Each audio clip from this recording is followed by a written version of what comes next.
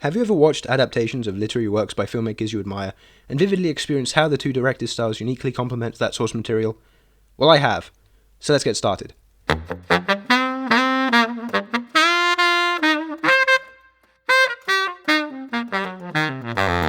I find adaptation to be a peculiar process, where some writers or writer-directors start with a blank page, creating new, original stories that they made up in their very own heads. Some others are making movies with stories which precede them. Much like the oral traditions from which narrative originated, adaptation is a process from which storytellers can apply their own perspectives onto stories created by others. Think of some of the most famous films of all time: The Godfather, Fight Club, Dune,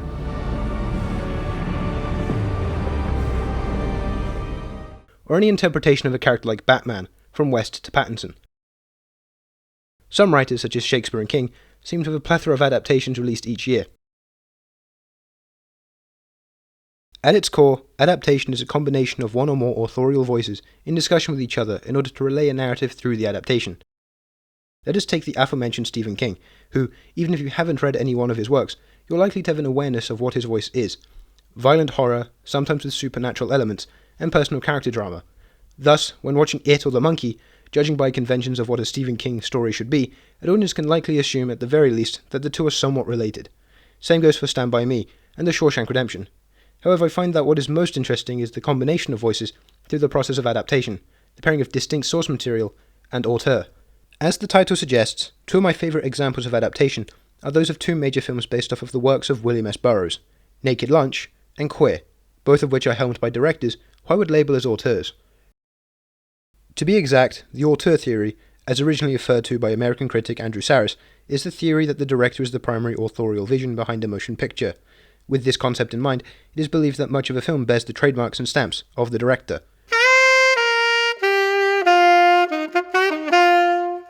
Let us begin with Canadian filmmaker David Cronenberg, the writer and director of Naked Lunch. If you're at all familiar with the history of horror cinema, you are likely familiar with David Cronenberg and, if not, you have felt his influence, such as in Coralie Faget's The Substance. To boil it down to simple terms, David Cronenberg is the father of body horror. The central thematic core of Cronenberg's horror films, particularly evident after 1983's Videodrome, is the focus on the media, the new flesh. Step the Videodrome! Long live the new flesh! A quick summary. That film follows Max Wren, a sleazy president of a TV channel who discovers Videodrome and is forced by powers out of his control to transform as he sees the world around him change too. Cassette tapes pulse like human organs, a slit appears on his body, and his hand is fused to a gun. Normal stuff. As you can see, Cronenbergian cinema, especially those in the horror genre, implements practical effects in order to anthropomorphize objects and transform human characters into subhuman beings through visual metaphor. Decay of the body is a motif throughout his filmography, such as in The Fly, where the Brundlefly loses his humanity as he transforms and is, effectively, more like a piece of machinery or an animal than a human. Or take his latest work, The Shrouds, where his grieving process is portrayed through the imagery of a very David Cronenberg-looking Vincent Cassel being able to see the decomposing body of his deceased wife. Then there is Luca Guadagnino, the director of Queer. Albeit not a writer on the project, that position goes to the scribe of the also Guadagnino-directed Challenges, Justin Kritzky's. Queer is definitively a Luca Guadagnino project. What is likely the key thematic focus of Guadagnino as an auteur is his emphasis on intimacy and the connection between people, specifically the concept of doomed romances, a la Bones and All, or what may be his most institutionally accepted work, Call Me By Your Name. Whether it is Lee pleading for Marin to eat him bones and all in Bones and All, or the news that Oliver is to be married which shatters Elio, this theme recurs through the Italian auteur's filmography. Following this, there is also the use of composition. In my opinion, Guadagnino may be the best, in the same conversation as Ingmar Bergman, at shooting the human body. This is particularly evident when his films stray from the typical romance genre that they have found themselves in and instead become horror films. Here the romanticism and eroticism of the bodily movements is dichotomous with the taboo on screen. Take the inciting incident of the aforementioned Bones and All, when Marin consumes the fingers of her friend at a sleepover. Marin moves slowly, deliberately, almost like in stages of foreplay when conducting the primary act of horror, which the motion picture dwells on: cannibalism, which cycles back to the fascination of the body in Guadagnino's works. Now that we have a grasp of both auteurs, may I turn your attention to William S. Burroughs. For the uninitiated, Burroughs was a major practitioner within the beat movement in the 1950s, expressing a societal alienation through literature, illuminating heightened sensation, whether it be through processes such as narcotics or sexual activity. He was an outspoken homosexual. Many details within his life were then put into his work through the semi-autobiographical lens of the character of William Lee, who features as the protagonist in both Naked Lunch and Queer, played by Peter Weller. A curse. Been in our family for generations. The Lees have always been perverts. and Daniel Craig respectively. Curse. Been in our family for generations. The Lees have always been perverts. Where Naked Lunch is a series of non-chronological events in the city of Interzone featuring a prevalent use of drugs, Queer is primarily about the romantic relationship between Lee and another man, Eugene Allerton. Just from these brief plot synopses, it would be unreasonable to assume which film was directed by which director.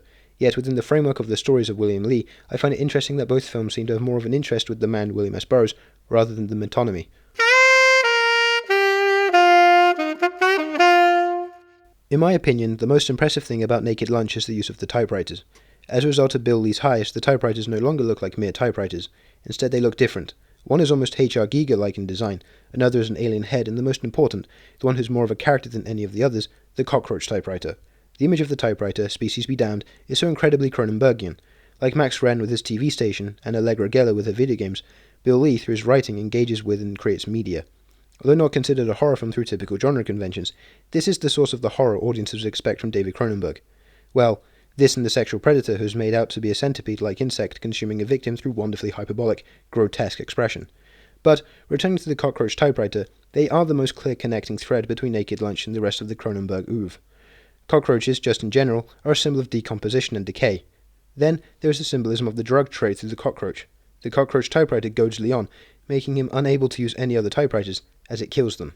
As part of my final notes on Naked Lunch, I'd like to point your attention to one major addition to the text. Bill Lee shoots his wife in a drunken William Tell act. For those who don't know, Burroughs had killed his wife Joan Vollmer in the exact same way in 1951 in Mexico City. By adding this moment and using it twice with different characters, doppelgangers who look the same, one at the beginning, which is the inciting instant, and one close to the end, which is ignored by border control, in an attempt to convey the carelessness of the public, Cronenberg effectively doubles down on the notion that he is not merely adapting a book, providing his perception of the author himself. On many levels, Queer is a complete 180. For one, it is more character-driven. We as the audience feel more of William's longing for Eugene in their first encounter during the cockfighting scene, as Come As You Are by Nirvana plays non-diegetically in the background, then we really get a glimpse of Bill Lee in much of Naked Lunch. Craig as William Lee is painfully awkward, and painful to watch when he attempts to talk to Eugene, and when he's suffering from his drug addiction plus withdrawal. Craig was snubbed of a Best Actor win in 2025. There are moments of physical intimacy shot with close-ups in the manner Guadagnino is known for. In the first two acts of the film, there are elements of formalism, particularly the ghostly longing touches William gives Eugene, and the TV static he perceives himself to transform into. Here, formalism is utilized in contrast with conventions of Guadagnino's filmography, instead assists in the isolation at the core of the protagonist. However, what makes this adaptation interesting is the fact that, like Cronenberg 30 years before him, Guadagnino is also clearly more focused on the man behind the text.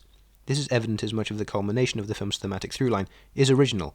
It expands upon the isolatory ending of Burroughs' source material by having William and Eugene go into the Amazon rainforest, looking for a plant which would grant consumers with telepathy, a symbol for a non-communicative relationship, which William has desired throughout the film. South America, the headwaters of the Amazon, grows a plant called yahe, which is supposed to increase telepathic sensitivity. It's briefly touched upon without the same level of depth in Naked Lunch. This is the scene where the surrealist attitudes of Burroughs' works are directly addressed as the two main characters' bodies essentially fuse together, flowing in and out of each other during a high. Following this, the high leads to a more introspective look at William Lee and, in turn, Burroughs himself. The William Tell act is portrayed in the latter of the two surrealist scenes, which make up the conclusion, but is given a new meaning in this text, reflecting the separation between our two main characters. The animals featured in Burroughs' novella, like the centipede, a symbol of decay like in Naked Lunch, or one of repressing of true self, and the Ouroboros, are implemented in order to reach a hyperbole, which is inherent to beat poetry, which contrasts with the grounded nature of the rest of the film. This trip sequence, in general, with all the intimacy of Guadagnino's camera and attention to detail, really proves why he's one of my favourite contemporary filmmakers.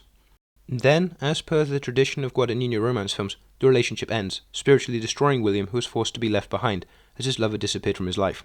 Like Elio and Marin. He comes crashing down from space and is high and, in the real world, gradually becomes an old man, filled with regret, waiting to die alone. Thus, if we examine the two films as readings of the author, rather than just retellings of his stories, I find that we as an audience can discern the traits of differing auteur filmmakers. Yes, it's easy to spot the style of some from a mile away, but comparing two directly which, at the end of the day, are about the same character, the differences in style become ever more noticeable. Hence, a filmmaker's authorship over their filmography can be solidified, as Andrew Sarris had commented on. Well shit, I could have probably done the same with Batman and gotten more views that way, all covering the same essential framework. Oh well, I find this take to be more unique in the film YouTube landscape.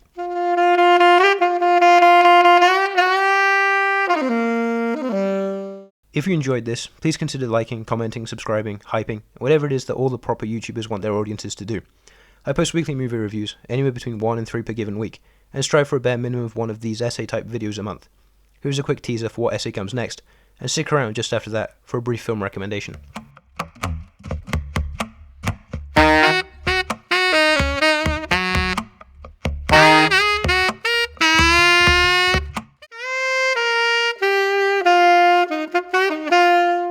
Continuing the central idea of adaptations from the essay, I'd like to draw your attention to another one of my personal favourites, Rommel Ross's 2024 film, Nickel Boys. Not only is it one of the great modern films, moving cinematic form forwards through its use of near-exclusively POV shots, it's also an incredible adaptation of Colson Whitehead's The Nickel Boys. A key element of that original text is a twist. Is it a spoiler to bring up the presence of a twist? Which would be difficult to pull off with conventional filmmaking.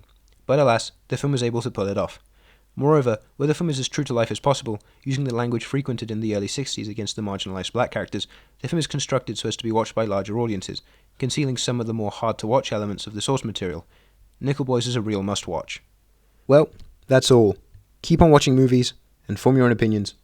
See you in the next one.